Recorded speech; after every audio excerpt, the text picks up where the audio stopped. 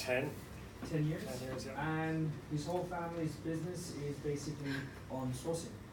So it is possible to make money and to be successful. What do we call it? Sorcerer? Yeah, I think that could be something slightly different, but yeah. Yes. Sourcing. Do you want me to jump into it? Or yeah, let's just go for it. So this is my first time doing something like this, so please be nice to me if I start stuttering and stumbling. Just take that into account. As Robert mentioned, my name's Alan. I'm from Ireland originally. I've been in Hong Kong coming up to 2 years now, full time. Been traveling out here the guts of 10 years with my family business. So just to run through what I'll talk to you about today, my background and how I've gotten to this point in Hong Kong, my family business, my companies, my main one being Newlands Sourcing, sourcing goods in China. So I'll run through a few examples of customers I've worked with, and then also the family side of things and how we go about sourcing. My personal brand, which I'm building up at the moment, or trying to build up, and then my latest project, which is athleisure wear, apparel type of business. And then we can do some questions at the end if anyone has anything. So I've been in the family business for about 10 years, as we mentioned. I was in college sort of for a few years, did a bit of traveling, and then jumped straight into the family business. Probably a big regret of mine not working before that and bringing something into the company, but it was what it was. Hated it for about 2 or 3 years. Long time to get settled in, but finally sort of finding my own niche in it. The thing I really loved was coming out to China, going into the Canton Fair in Guangzhou, factory visits, audits, all that type of stuff, coming to Hong Kong. The actual family business itself, so my father started it in 1973. He was coming out to Hong Kong at that stage. You actually couldn't go into mainland China. It didn't open up into the rest of the world until 79. So he'd come in, meet with sourcing companies in showrooms and in hotels certain times of the year, where you'd meet houses that represented the factory. So that's how he started the sourcing game. I guess at the time he was kind of doing everything, was bringing in rulers, toys, whatever he could get his hands on and sell to start the business. About 5 years into the company, he was approached to make a leprechaun software. So that's how we sort of expanded into our range of souvenirs. So anything with a leprechaun, anything green, anything Irish, we design in-house, we get made in China, and now we sell to Chinese tourists in Ireland. So it does a kind of full circle of life with the supply chain. That business grew quite substantially over 30, 35 years once we got into the souvenir side of things. We would be the top wholesaler in Irish souvenirs in the country, tourism being a big part of our Irish brand. About 7 years ago, we bought a company called Tipperary Crystal, which is a giftware company in Ireland. Again, the brand is very well known in our small part of the world. We have grown that, again, with a fair bit of success. It's now overtaken the souvenir side of the business, so a lot of our focus has been pushed towards that side. 2 years ago, we decided that we were going to launch an international brand with Tipperary Crystal, which is called Bailey & Brook. Bailey & Brook consists of candles, diffusers, jewellery, Christmas decorations, photo frames, handbags. So I took it on myself to move out to Hong Kong, set up an office out here, and look for distributors worldwide. So we would have the 2 big trade shows in Hong Kong, which are the Gifts and Premium in April and the Mega Show in October. I set up a booth and sit there for 5 days looking for people from all over the world to flog this brand to. We would wholesale it into the UK and everywhere else. We look for distributors. So in regards to sourcing product for Bailey & Brook and our Tipperary Crystal brand, a lot of the time we would, connections that we've made over the years, you run into lots of different factories, the more and more trips you come out here, but the big occasions would be the Canton Fair in Guangzhou. So again, the big ones are in April and October. They run 3 phases each show, phase 1, phase 2, and phase 3, depending on what product you're looking for. 5 days a phase, and then I think there's two days in between. So literally, you go along to what looks like about 4 or 5 football stadiums with 3 or 4 layers in each stadium, and then giant halls in each one, all broken into smaller halls, and just booths of Chinese suppliers. So anything you can imagine, anything you see in this room, you can go to the Canton Fair and source. So in regards to sourcing, that's probably the best and easiest way to do it, because all your factories and all your needs will be there. The other thing, or big thing I find, would be networking. So again, again, over the years, this is just an experience thing, and building up your network of different factories and different contexts in that area. I suppose moving on to my businesses. So when I moved out here to set up the family side of things, I got approached by a few people to source goods in China, hence why I set up Newlands Sourcing. This is just a bit of background. I can, if anyone actually wants the deck, I can send it to them after. One of my main focuses is packaging. My sister's company back in Ireland, she's a packaging expert, does a lot of work with Marks and Spencer's for rigid boxes for chocolates. So these type of storage boxes, anything rigid cardboard, wooden, tin, we've got a huge amount of experience in that area. Cirque du Soleil are a crowd, or I met one of their buyers at a trade show in New York. Bit of luck, but again, I suppose a good example of how I got into Newlands Sourcing and where this all came from. So the buyer loved our range of Bailey and Brook Christmas ornaments. She wanted to make a range based on the Cirque shows. So I kind of said, yeah, no problem, we can do it all, and then went along figuring out how it all was going to be mass produced. I actually worked with a factory that I just met. You've got to be very careful when you're sourcing these factories. A lot of times you want to go visit them. You want to get audits done if you can't do it yourself, and getting them checked out during mass production. I tend to get a company to go in at the start of production, middle of production, and at the end of production to make sure everything's okay. So the first range of samples I did for Cirque went out to them. They absolutely hated them. I got my ear bitten off me by the buyer. I got a train of emails sent to me by accident, which said, in conclusion, we don't like Alan. So I had assumed I'd lost this business. In the meantime, I'd met this New Yorker based out here who does a lot of ornaments into the States. Decided to go around and do another range of samples because I kind of figured I'd lost the business, but I wanted to have a bit of integrity about it and show them that I could supply them with a good range.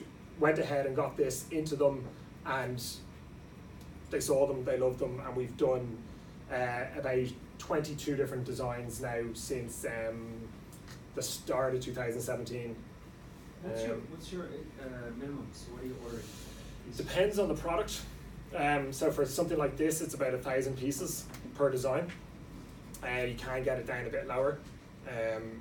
Again, it all depends on raw materials with the factory and just what's worth for them to produce it. So setting up the machineries and what they can print out. So a lot of it is dependent on the actual product and how it's produced.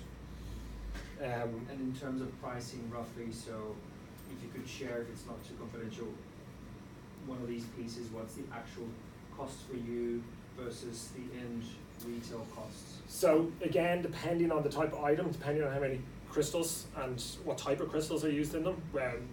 This factory that I deal with do a lot for Swarovski. So again, a Swarovski stone will cost you 4 cents, including inlay, but a normal European stone will cost you 2 cents, including the labour on it. But for something like this, because it's quite complicated, you're looking at about $3.50 ex-factory price, or FOB price, which is free on board, not including shipping. And then that was retailing at about $20 US.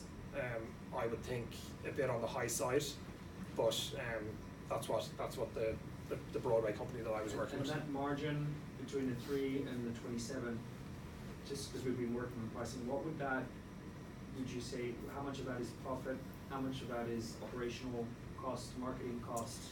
It depends on the company. So with Cirque, I discussed to them about why they were selling them at 20, 25, and they were saying, well, they had to cover their costs of their giant team that they have worldwide. Now, they're also selling direct to the end buyer because they're selling them after the shows, and they've got a few shops in Vegas as well.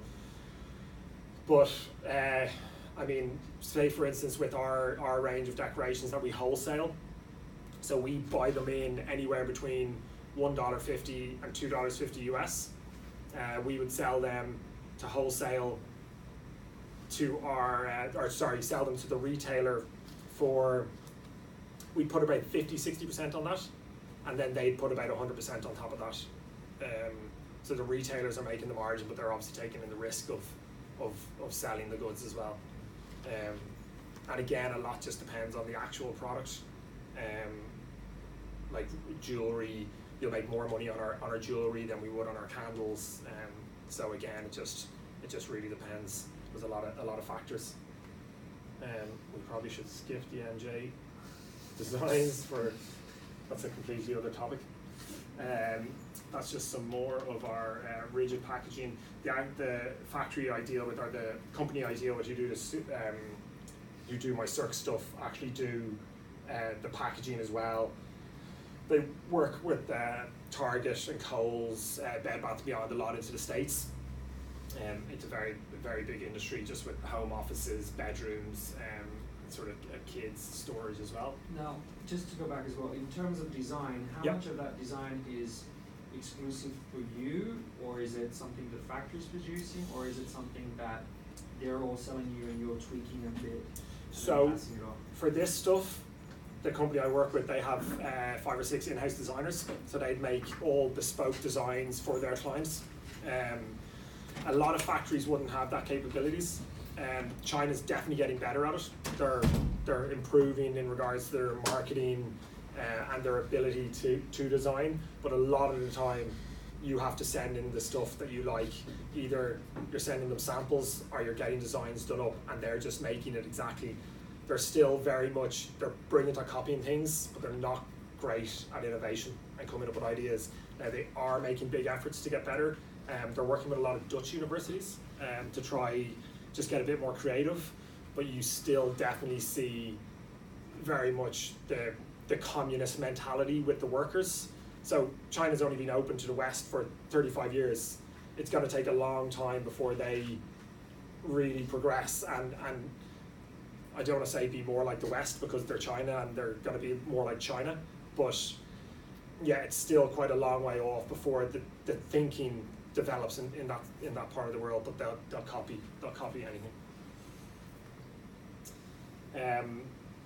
That's just a bit more on our design and our packaging capabilities in regards to Newlands Sourcing.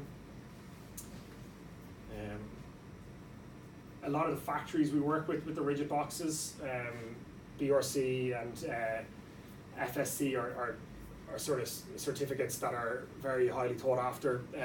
Marks and Spencer's, you need all these in places, you need all your audits in place, and then you have to a lesser extent or lesser importance, you non-food goods in packaging don't need to be certified. So a lot of our Tipperary Crystal and our Bailey and Brook packaging, the factories are very, very different to the Marks and Spencer's factories. Just in terms of cleanliness and what standards they have to hit. So the Marks and Spencer's factory, you have to wear your white gown. You have to put shoe covers on. You have to get into a machine that basically is like a giant hairdryer, and then all the goods go through metal detectors. So very, very high standards.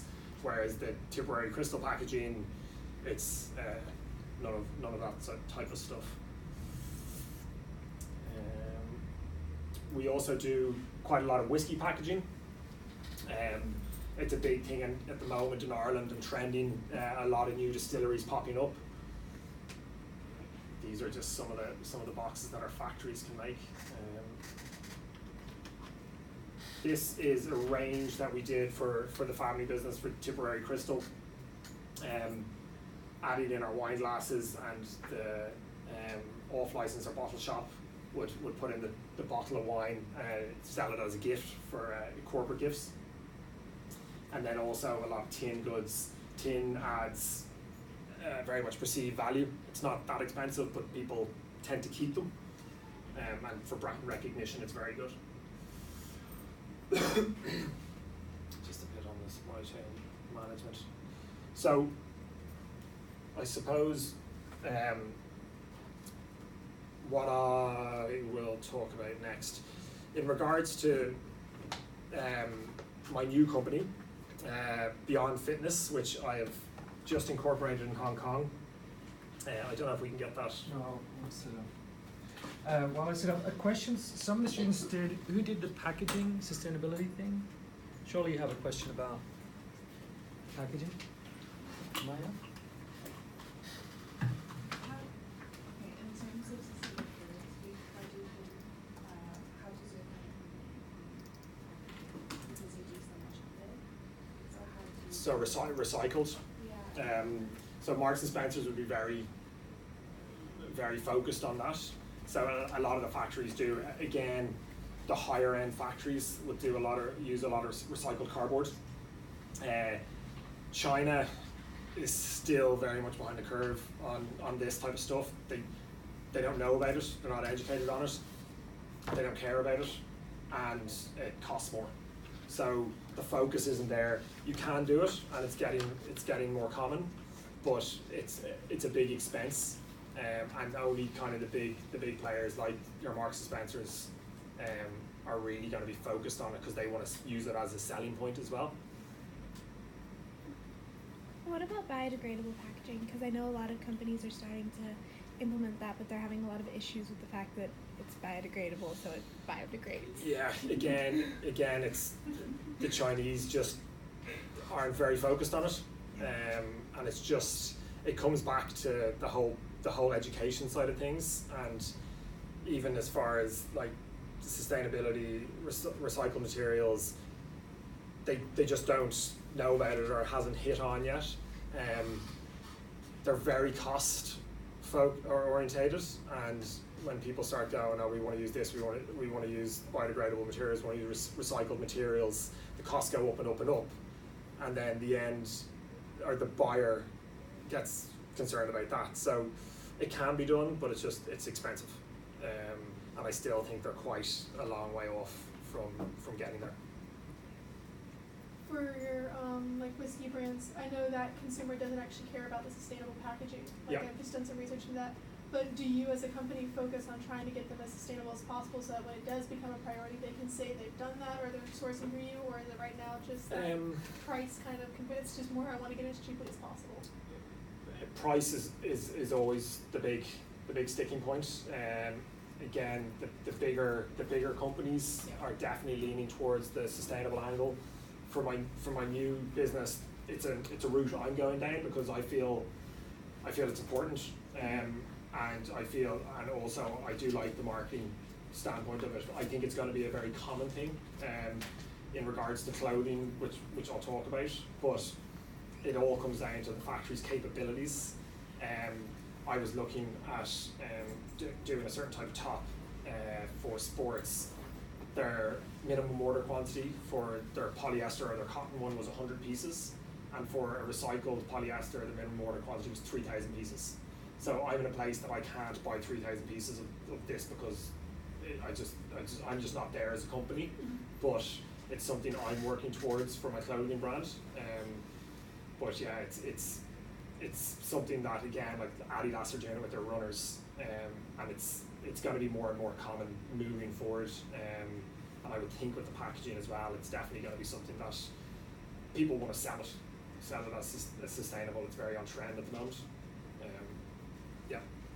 So what are the other points that was spoken about in the past was this idea of so much packaging going into shopping online and just in general. How is your conscience when you're producing this packaging for clients, knowing that their clients, the end consumer, is just going to throw it out? Do you feel any guilt, or do you feel any responsibility to tell your client you got to make it better, or there's better ways to design things? Yeah. Or So for the rigid boxes, a lot of stuff that we produce for the chocolates, we try to have a second function to it, so people will be keeping it after. So you have a nice rigid box with a nice ribbon on it, and you don't necessarily want to chuck it out straight away because you kind of feel this has perceived value. So a lot of people keep it as a keepsake, keep their products in it. It's good for us in a sense that it's brand recognition, so it's going to be around in their eyesight all the time. I can't say I feel guilty. I probably do now that you brought it up. But yeah, it's a focus of ours to make sure there's a second use for the packaging. It's so important in the item. With Marks and Spencer has told us that it's 80% packaging, 20% content of the chocolate boxes. So people see it and they go, that looks pretty, that'll be a nice present for my wife, for my girlfriend, for my mum, and they grab it, and they're not thinking about what's inside the box. So it's really, really important in that sense, and it's something that we brought into our Tipperary Crystal brand, and we made a big focus on it, having nice ribbons on it, again, rigid packaging and a nice design. So it's a nice gift for people. But again, back to the sustainability and the recycling, I think it's going to be something that's going to become more and more prevalent as we move forward, and as it gets more affordable with the factories. Cool. So this is my latest project, Beyond Fitness. So it is an apparel clothing brand. This is just the typical marketing jargon. So I'm working with a CrossFit gym in Hong Kong with two brothers, Ant and Ed Haynes. Our aim is to have a sustainable brand and keep building with it. So I am talking to one factory in Taiwan who do fully sustainable, recyclable clothes, but again, their minimum order quantities are very, very big, but it's something that we want to aim to hit. So at the start, for instance, our socks, we're looking at doing hemp socks, so that's sustainability, and that's going to be one of our angles. The start of it is going to be building through the CrossFit training at the moment. CrossFit's growing quite rapidly in China. There's 150 boxes at the moment with one opening a week. So we will be using lots of influencers, lots of marketing, very cool e-commerce website to drive the brand. Again, this is just our solutions to the problems that's going on in China in that regards. Sustainable fabrics, building a culture within CrossFit. I don't know if anyone here does CrossFit, but it's very much a community-based workout. Very focused on the quality and the finish of the product, so we want it to be nice gear that people will wear. This is just some figures of the market size in China. As I said, one box opening per week on average, and the market value as of 2020 is 460 billion. That's the whole sporting industry in China. So this is the brand that we've come up with to date. This is Ant. He is the fittest man in China. So he's going to be our main influencer and the face of the brand. Ant has been to CrossFit Regionals 5 times and looks very likely that he'll go to the games this year as qualifying at the top of the China leaderboard, hopefully after the next 2 weeks of competition. We will then be also reaching out to lots of influencers in China, in Korea, in Japan, where CrossFit's big. The two boys know all these people, so it should be an easy sell. Send them gear, ask them to take some nice photos and push awareness through their social media platforms. Again, the sustainability angle. So what is sustainability then for you? Well, we want to build up to having, so as I said at the start, the socks are going to be, we're going to be using recycled material. Our backpack that we're doing will be partly recycled as well. So we want to have a theme and a tone throughout the whole brand that we're going to be building towards this. Now, I don't want to be selling it as a load of bullshit and saying we're just a sustainable company and we're 100% that because it's on trend, but I do want to have a focus of growing towards that and having a target, and that's going to come with the growth of the company and how many sales we can put into it. So I think there's a focus. I think the whole sustainability angle will become commonplace in the future, whereas now it's a bit of a trend. I think everyone in the next 10, 15, 20 years will be doing it as the costs come down with these type of things. It will be all online and fulfilled. So building the brand with the growth of CrossFit, we're going to stem off a bit from that. It's going to be a functional movement brand. These are just some of the figures of the total size of the fitness marketplace in 2015, and then what it will be next year. I think they're saying it could be up to $720 billion by 2025. So if we can get some of that, it'd be good for us. This is the actual sportswear. So clothing and accessories is 27 billion. Gym memberships growing rapidly in China. There's a huge diabetes problem in China, and Xi Jinping, the president, is making a big push on the fitness industry because of this. And again, it comes back to the education of things. People don't know certain foods they're eating are bad. People don't know you should be exercising. So it's something that's catching on, moving in, I suppose, from the West. It's just some of the figures of people, like 900 million people buying online in China.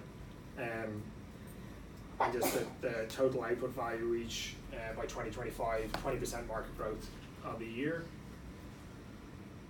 These are some of the brands that I've been looking at for influence. So I don't know if you've seen MVMT watches, big focus on marketing and very cool Instagram page, just very, very basic stuff, but getting I suppose a bit of a cool aspect and cool vibe to the brand.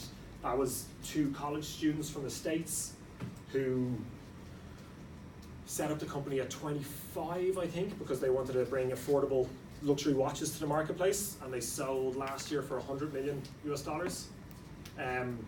Gymshark and Alphalete are 2 sports brands. Gymshark was the fastest growing company in the UK last year. Very much focused on your kind of bodybuilder aspect in gyms, but built along the same plan that we're using influencers, building awareness through these influencers and through our marketing plan. How much of those brands that you mentioned actually are brands that are using products that are sourced and just put a label on versus genuinely designed unique products? So they'd all design them themselves.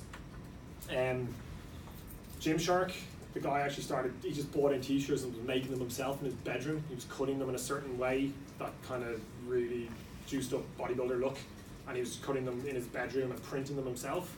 He actually opening a sourcing office in Hong Kong this week. He's in Hong Kong this week doing that. So I actually have come across a few factories that they use. They design some stuff themselves, and then they also buy stock items. He was the first guy to come up with those tight tracksuits that everyone wears now, the tight, skinny tracksuit bottoms. And again, MVMT watches, I've actually seen the watches they buy. They do design them, but they're getting them made in China for about $5 to $8 and retailing them at about 120 to 160, some a bit more.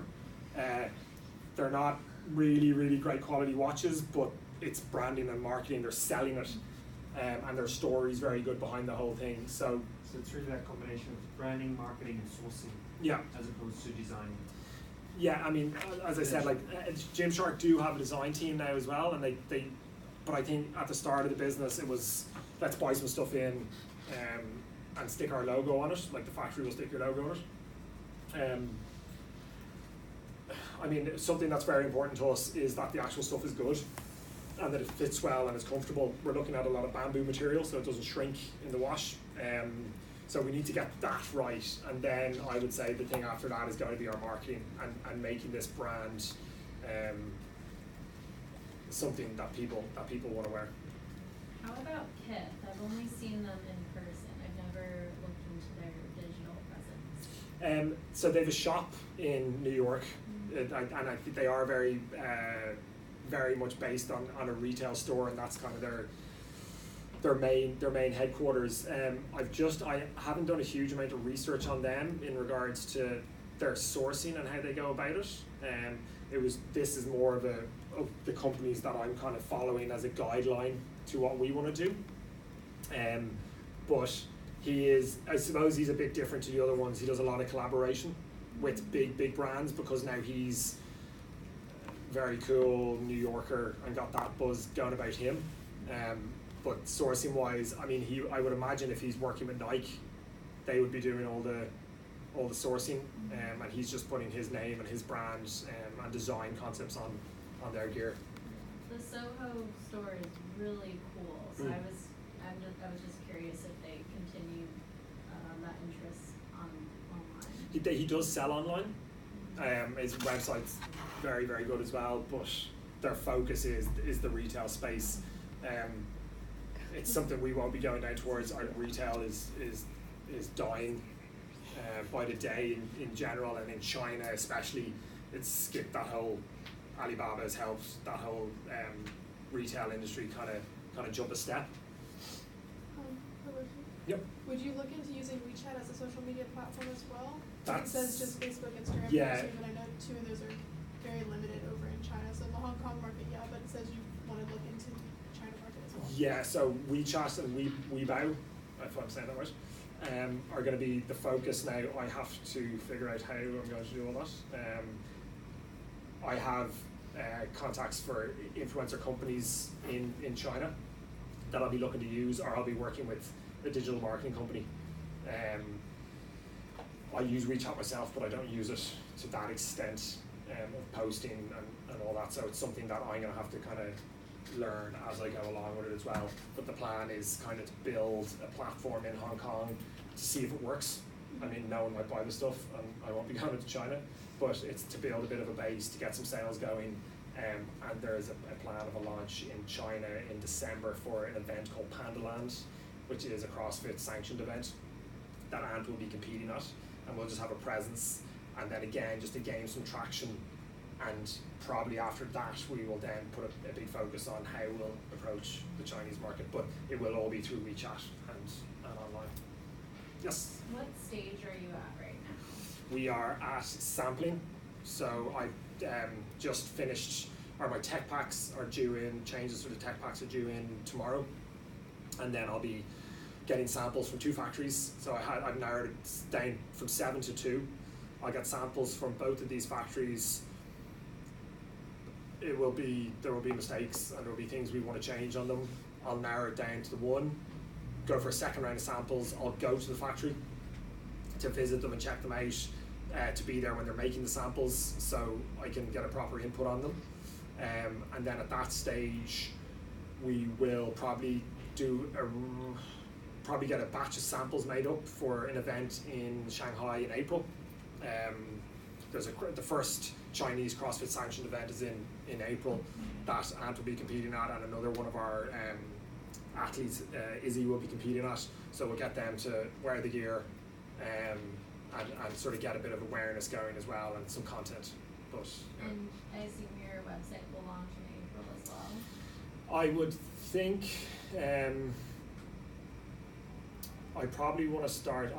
I'd say we're planning a launch in September of the actual brand in Hong Kong. That's the aim at the moment. So I want to start social media rolling out in July to get, again, a bit of momentum on things. Once we get the final set of samples, we'll be doing photography.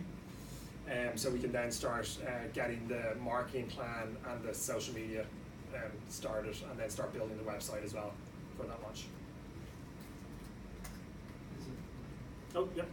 So I'm hoping you can clarify for me. I think I might be a little confused.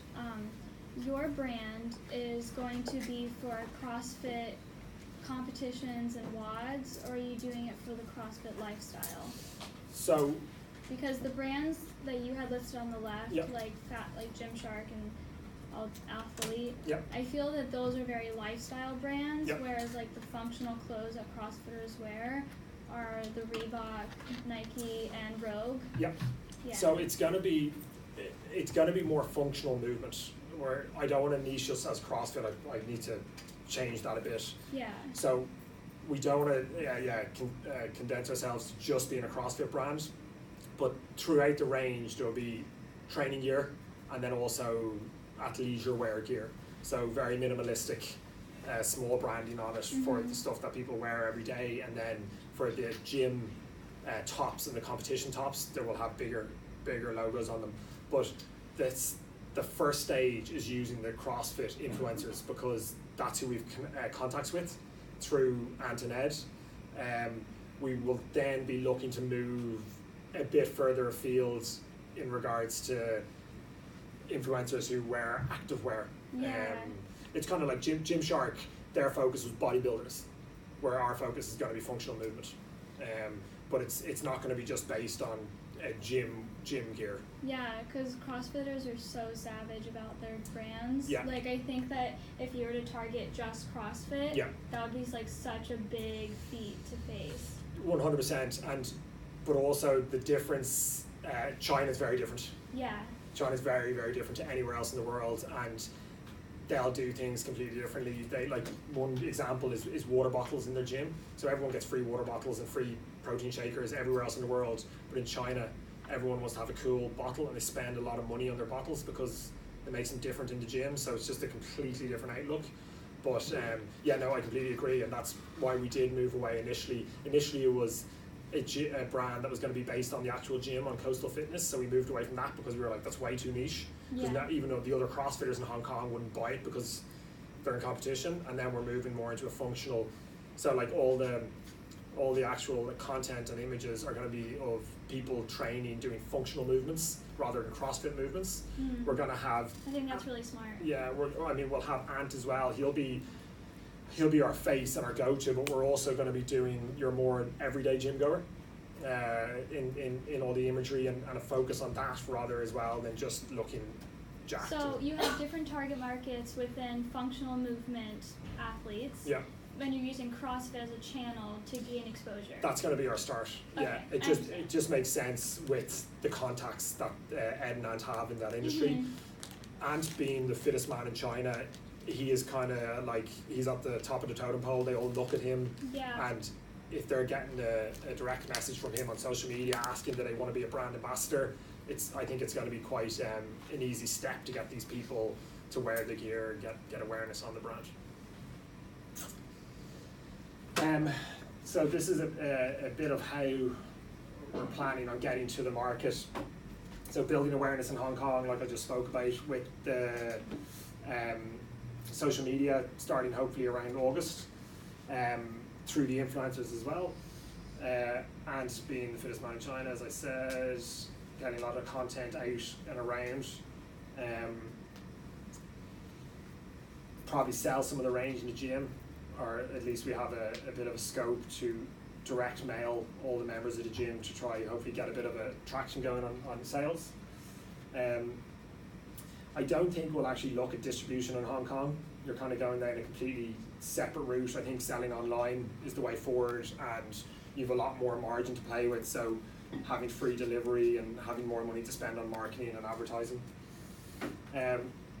In China, this kind of brings up a bit on the social media, and I have Tencent in there for some reason. They own WeChat. Looking at a few different e-commerce sites, Alibaba and Koala, who I've just been in contact with, who are huge. I've never actually heard of them. Using the CrossFit influencers, as we said, and sponsoring these guys. The Chinese CrossFitters are at a very low stage, so it's going to be something that's going to be either very cheap or just cost us gear to use these athletes and influencers, in the hope that the brand CrossFit's growing in China. CrossFit themselves are making a big push on the Chinese market. This year is the first year they're having official sanctioned events, and they are actually making a push because they see the growth that is going on in the fitness industry. This was just how I'm actually going to build a business. CrossFit is very much a community-based sport. I want to use all the people in the gym to help build it. So I met with a guy who owns a marketing company this morning in Hong Kong. There's a guy who creates websites, so we'll be doing that through Shopify. A photographer, Kenny, who's based in the gym as well. We'll be using the athletes and then some of the everyday guys for the modelling. And need to figure out all the fulfillment stuff. Just their competitive advantage. So first in the marketplace in Hong Kong and China. So as far as I can see, and haven't found anyone doing specific CrossFit functional movement brand at the moment. The sustainability angle, as we've already covered, we want to make sure that highest quality and finish, moving with the growth of CrossFit, as I said, and very, very, very strong content. After the quality of the product, I think that's going to be the real game changer with this. So the two lads, that's nice and tacky, build a skyscraper. The two boys have been running their gym for 10 years. Started off classes in parks, just moved into their second gym about a year and a half ago. So they've got the foundation. Ed was in top 30, under 30 entrepreneurs in Hong Kong. Ant, as I said, is a very recognizable CrossFitter. They both played rugby for Hong Kong back in the day. So the two boys are very important to the brand. They're both very marketable and they're both very ambitious.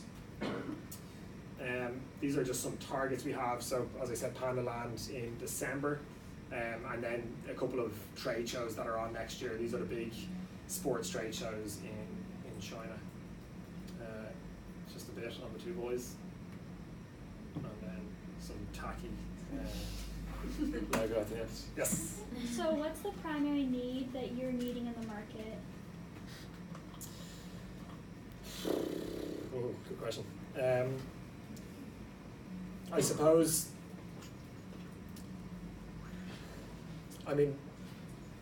what we're aiming for is a very, very comfortable, very high quality, affordable clothing range. We don't want to be coming in at Lululemon prices. We don't want to be coming in too cheap as well, because I think in somewhere like Hong Kong, if you're too cheap, people are asking that question, why you're too cheap. So that's one of them. The sustainability angle is something that we want to grow with and want to build. That is something that's important, but at the start of the company is going to be on the back burner. Adding a bit of competition into the marketplace, like Alphalete and Gymshark, there's a gap for it to be done. I think a lot of people thought with Nike and Adidas and Under Armour, it's very, very difficult to get in, but there is a space, and I don't see anyone doing that in Hong Kong and China at the moment. So I suppose, that would be what we're targeting. So in regards to your resonating message of let's go beyond, so I've done CrossFit for 2 years, okay. And the brands that are so powerful are the ones that meet specific athletic needs. Yep. So Victory Grips is the best so that your hands don't rip and tear when you're doing toes to bar. Yep. And the waddies are great for when you're lifting, and the knee compression, it actually serves a purpose that makes you perform better. Yep. So if you're having the strongest man in China promoting your brand, what if you had something that was brand new to CrossFit that made him perform even better? And I think that would be even more of a competitive edge beyond what these other brands are doing, of just having good design that's eco-friendly. So creating a new product. Yeah, figuring out any ideas? Yeah, give me 5 minutes and I'll tell you before you leave. I'll think of something that I struggle with when I'm And it's something, so at the start of this whole journey with Ed and Ant, I've sat down and gone, what clothes do you wear, what clothes do you like? So we haven't discussed creating a new product. It's something I would definitely look into, because you see it happening with CrossFit quite a bit, new bits and pieces coming out. It's something that I can do. I can source and get anything made in China anyway. I have factories who create all the gym equipment for CrossFit gyms. It's definitely something we'd definitely look at down the line. With something like this, you got to be careful with your range, we can't just come out with 50 different items because first of all we don't have the money to be doing it, and you need to come out with your first SKUs, 5 or 6 that you're giving a nice range to men and women. You're giving them options, and we're going to be bringing in money that's going to help the company run and then go back into next sales. But there's so many options to add in, and things that you can brand and as you said, use Ant to promote.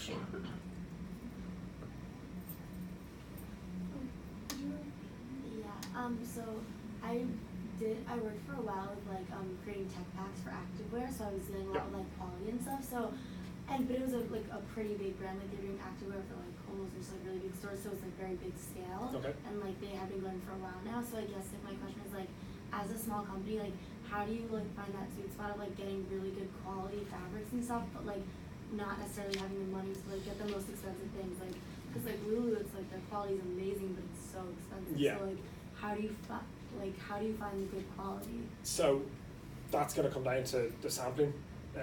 So the factories, for instance, I had 7 factories that I've narrowed it down to 2. One of them, their MOQs on the bamboo fabric, which is one angle we're going down, was huge, and so I had to strike them off the list because they couldn't do it. And then other factories could do that MOQ. So it's going to be a lot of trial and error of getting the stuff in and making sure that we're working with the right factory. So I mean that's really where we would be getting those type of fabrics. What we're doing is like essentially we're finding gear that we like. So I've spoken to Ed about this. What tops you like? I don't know if you've heard of the Norwegian brand Tuft.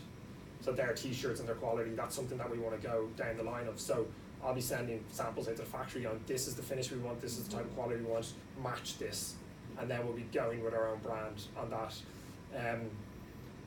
It is very difficult to get across a brand new idea to a Chinese factory, and that sort of communication, especially if you're not in the factory with them.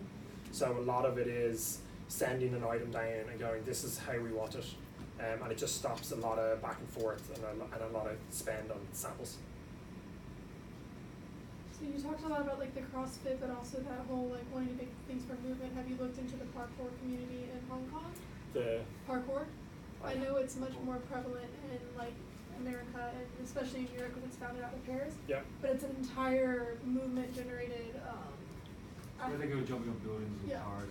So like it's like its own it's its own version of CrossFit. Like it gets its rep just like jumping off buildings, but it is its own version I've seen of it. but instead of using weights, they use their body weight and that kind of stuff. So I didn't know if there was any kind of here in Hong Kong because it's definitely much more prevalent in like cities and stuff. And do they have their own So there's style? lots of brands that are out there for parkour that are just different. They're mostly based in Europe, Germany, and France are the top 2 countries that are from. Mostly because it's from France, but it was an Asian man who moved to France to start this whole process. I actually was talking about this morning. We have to be authentic with this brand. Like I go to CrossFit and I've known the 2 lads for a long time, and it makes sense to move in that direction. If I start selling cycling gear and I bloody can't ride a bike, like it's not authentic, and you're not bringing any value to it, and it looks fake. I just meant the product too. The product too. In like parkour, because they're all about movement. Like their entire thing's about movement. I'd never thought about it, to be honest. I didn't realize they actually had a style. I thought it was just doing very cool stuff and jumping off buildings. It's definitely a lifestyle for the people that I know who are a part of it. Yeah. But I know there's like a parkour association here in Hong Kong, but usually each country has some version of it. Yeah. Usually it's 3 or 4 people. But I mean, when I say functional movement, I'm more talking like F45, like the ropes and the sleds and that type of stuff, those type of exercises. But I mean, listen, it's as the brand hopefully grows and builds, it'll definitely be something that you want to look in, things that are growing, things that are cool, that are on trend. So yeah, I never know, you might be involved with it. I'll look into it. So I have 2 questions. First is, how far are you into this? So in terms of when did this all start, and where are you right now? And then essentially, what is your role in this? So you're the marketing, the sourcing. I'm the everything at the moment. Investor. I came up with the idea in December. Just December. just last December. I pitched it to Ed in January. I did a crapper version of that deck. As I said, we were their gym's called Coastal Fitness, and it was a coastal fitness brand, but he wanted to stay away from that. He wanted to keep it separate. So just to give the students a timeline. So you started in December. Yeah. We're now pretty much March. Yeah. December, January, February. 3 months. Yeah. And you're running into production to be launched, hopefully soft launch April, launch September. Mass production, hopefully placing an order May, June. I would say any project you're looking between 4 to 8 months, realistically. Like, I mean, I had it in my head to have samples produced by mid-March. I haven't even ordered them yet. So you hit roadblocks when you're dealing with other people as well. I meet with Ed once a week, but he's very busy running the gym. So like that's our time when we sit down. We've just finalised shareholdings. The company's incorporated. I did all that. So at the moment, I'm very much driving the whole thing, which I said I would do from the start. And as things pick up, Ed will be more involved. Ant's role, his main focus is competing at the moment. So his role will just be content, being the face of the brand. When we have to do trade shows, being at the shows. We're actually shooting our first YouTube video with Peter on Friday. He's coming in to do like a trial run, and we're gonna start building awareness through that medium as well. So yeah, I would say it'll probably take me about 8 months, 9 months from start to finish. And so what about, if there's some students here today, we all get a little concerned, we all have ideas of developing and launching brands, and then you just jumped into it. I mean, do you have a business plan, or? Well, I wouldn't say I jumped into it, because I've had 8 years of working in my family business. It's, I suppose, all the experience of dealing with that. I've always kind of looked at starting all these different companies. I looked at a wetsuit company and all these things, and got to certain stages and they never happened. But I was only thinking about it recently. It's all stepping blocks, right? So I'm 34, and I wouldn't have been able to do this 3 years ago. I wouldn't have been able to get to this stage. So it's all experience. It's all stuff that goes right and that goes wrong. I've had a company that just failed, that just collapsed about 3 or 4 weeks ago. An e-commerce business looking to sell goods on Lazada in Southeast Asia, and I've taken a lot from that failure and into this business. It won't happen to me again, and mistakes I've learned from. So protecting myself more on this in regards to IP and shareholding and all that sort of stuff. So yeah, it's not just jumping straight into it. It is experience, and it is. I mean, I worked in the family business, as I said, for 8 years. Didn't particularly enjoy it. Didn't think it's what I wanted to do. I wanted to get out to Hong Kong any means possible. I was trying to set up a bar at one stage, which thank God I didn't. And then I came out here and ended up doing the exact same thing that I was doing in Ireland.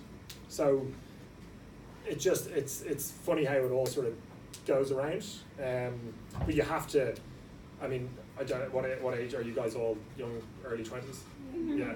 So I mean, I still feel like I'm early 20s, but I probably make better decisions now, and drink less. But it's experience is a big thing. Like, I mean, as I said, I worked in the family business for 8 years, and it was shit, and I didn't enjoy it. But you have to do things like that through life. You can't just jump in at 21 and design a product and go get it manufactured. And like, a lot of people won't listen to a 21-year-old, and if they think they have the best idea in the world. So I would think, I mean, you're all in the right place to come up with the product, and especially in Hong Kong, there's different ways. I know Peter is he's got his own fashion brand, and he buys in small quantity from a printer in Hong Kong, so that's a good way to start. There's huge there's so many good avenues to start your business, like a Shopify account. Selling online is so cheap. I think it's $200 or something to set up a Shopify account. Getting, like, you guys don't need designers and the likes, but like Upwork is great for hiring people to do all different types of job. I outsource everything. Anything that I can't do, I just outsource. I look on there's a company in the Philippines who you can hire people for an hour, hire them for 2 weeks or whatever it is, to do any job for you. So yeah, I wouldn't say jump straight into it. It's all a build up of experience and learning from all the stuff that's gone in my family business over the years. What were 3 mistakes that you made at that last company that folded? 3 mistakes that I made. Getting into partnership with 2 people I didn't really know. Not getting money put into the business at the start. So I went off and spent money on domain names and business cards and different things like that, in the thinking that it would all be returned to me. Whereas with Beyond, we're both putting in an agreed amount into a business bank account. And then I probably did too much of the. I kind of said I would take the driving seat on it and do all the work at the start, but I didn't pick up on signs of one of my business partners' lack of work and lack of effort. And I look back at it now and kind of go, oh, he didn't do that. He said he would do it. He didn't do that. He said he would do it. He worked for Lazada, and there was information that he should have been providing us and he wasn't. So I suppose they'd be the 3 things. But I also don't want to look at it as massively negative. It cost me money, cost me a lot of money, but it could have cost me a lot more down the line. And I'm trying to turn it into a positive for this. Hopefully in 20 years I'll say that was the best thing that ever happened to me. So how do you handle people who don't do their job in group work scenario? I don't know. Well, these 2 guys were much older than me as well, so I even felt weird trying to give out to them about it. A bit of that was on my shoulders, because I just dive into these things and just do it. And I know they were both working as well, but I suppose I have the family business that I do in Newlands Sourcing. So yeah, it's just something that I think I have to learn from. Any other questions? Just a question, because you mentioned that you were going to have influencers help build up the brand. Yep. I wanted to ask, are you focusing on macro influencers, or would you consider micro influencers? As you mentioned, you wanted the brand to be authentic, and yep. Nowadays I'm pretty sure people might be aware too that there's a thing where now, especially like influencers with lots of followers, sometimes the content might feel inauthentic and it would feel like an ad over and over. So yeah. Is there anything that you guys are doing to get around that? Definitely be looking at the micro influencers now. It's nearly like people who have 4 followers on Instagram. You can get them to wear your stuff.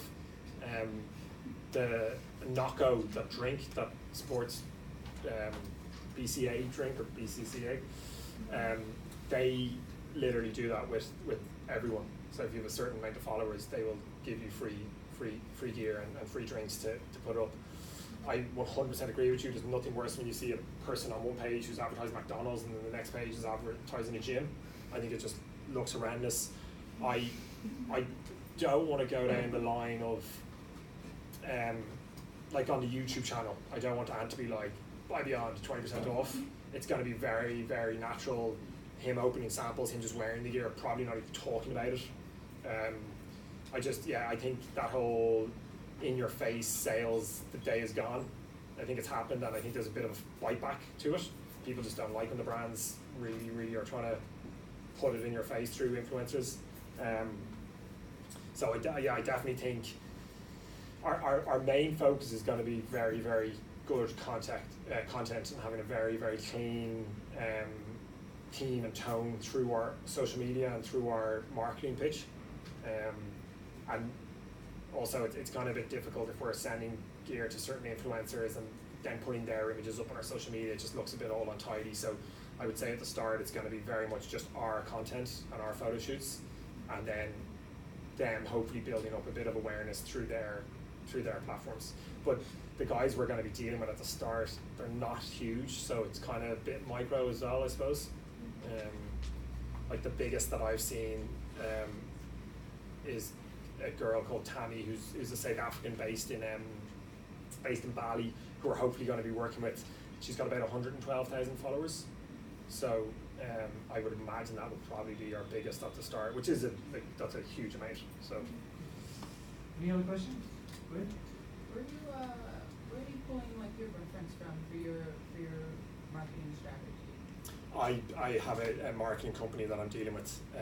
It's not my strong point of coming up with all that type of marketing content jazz.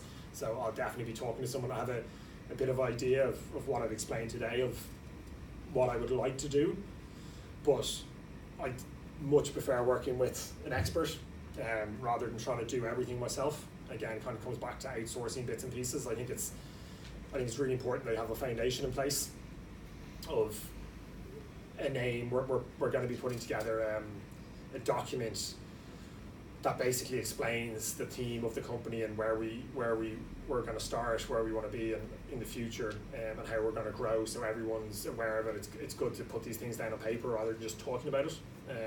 But yeah, it would be working with the marketing company. But you are looking, sorry to add to that, you are looking for marketing interns, right? Potentially. Potentially, yes. So if anyone's interested, they can get in contact with you? Yeah. While I have your attention, I'm Yeah. definitely interested. Okay, cool. And secondly, like, so learning from past experience, like how are you going to measure whether your marketing strategy is like a success or not? Like how will you identify my shift? So a lot of that's going to come down to the experience of the marketing team. So the guy I'm dealing with is, he's worked in this with apparel brands in the past. Also from the experience of our family business and what we've done in Ireland, I can take some of that across. Very different type of product, but I can take some of that across. But yeah, I mean, I don't have a huge amount of experience myself personally, so I'm going to have to work with other people. A lot of this is very learning as you go, and it's something that I spoke to Robert about as well, and looking at interns from here and people in Hong Kong. I want, if someone comes on board, that they're helping me out, obviously, because they're an intern and they're cheap, and it's helping them grow as a student and learning and building with the brand. And I think that adds to the whole story. And I think that will I just think it will make the brand itself very authentic and cool. Plus, I guess it's the opportunity to be part of something that could essentially. Yeah, exactly. Explode, right? Exactly. Yeah, I mean, you hear about these stories all the time about people knocking on the door saying they'll work for free for a year and getting a load of shares in Facebook and making loads of money. So hopefully that happens with us. Last questions before? Okay, so can you tell me about the backpack that you're making? Details about the backpack? Yeah. So large enough backpack, so very not very much that CrossFit giant thing with the stickers all over it, or the badges. Place at the bottom for your shoes, for your gym shoes. Area in the middle, it's got like this charcoal lining, so smelly gym gear doesn't smell a bag. I'm tinkering around with the idea of having a bum bag on the front that comes off with these cool clips, so it can be separate, or a wash bag on the inside that pops off again. This German company who make these very cool little clips. Gotta be black with a few different materials on it, waterproof on the front, your rubber zips. Again, we're sort of at the prototype stage, the sampling stage. Okay. Do you have an idea for me? I do. Okay. So I wanted to make sure you weren't already doing it. So here's what I think. Yep. You should market it as the ultimate bag for CrossFit, and there's compartments for everything you would need for a WOD or the games. And you use your guys who have all of this fame to wear it at the events and photograph them using your specific backpack that has a spot for their protein shake, a spot for their shoes, a spot for their grips, for the compression sleeves, a change of clothes, whatever, and then use marketing materials on your website to have to show what each thing is for. Different departments,